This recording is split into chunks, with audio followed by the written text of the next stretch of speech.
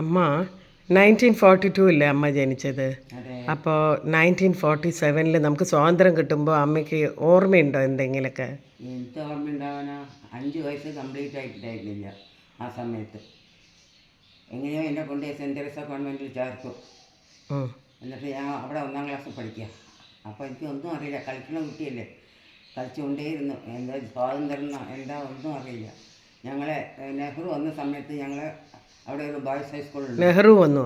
ആ നെഹ്റു എവിടേക്ക്? ബോയ്സ് ഹൈസ്കൂളിലേക്ക് വന്നു.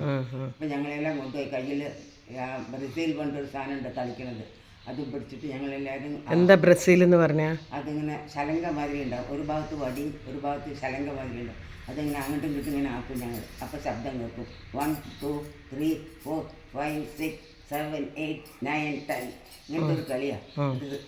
ടീച്ചർ ആലിസ് ഉണ്ടല്ലോ, ആരാ പഠിപ്പിക്കുക, അവരാണ് ഗെയിംസ് ടീച്ചർ. മണ്ടയ്ക്ക് കൊട്ടും തെറ്റിയ അതിന് കൊണ്ടുപോയത് ഓർമ്മയുണ്ട്. അത് കഴിഞ്ഞ് നെഹ്റു വന്ന് 2 മാസം കഴിഞ്ഞപ്പോൾ ഇന്ദിരാഗാന്ധി ഞങ്ങളുടെ ഗവൺമെൻറ് സെൻറ്റ് തെരേസ കോൺവെൻറ്റിലേക്ക് വന്നു. അപ്പോഴും ഞങ്ങൾ ഈ കളിയും ഞാൻ കളിച്ചു. നീലപ്പാവടയും വെള്ള ബ്ലൗസും, ക്രോപ്പായിരുന്നു എൻ്റെ മുടിയപ്പോൾ.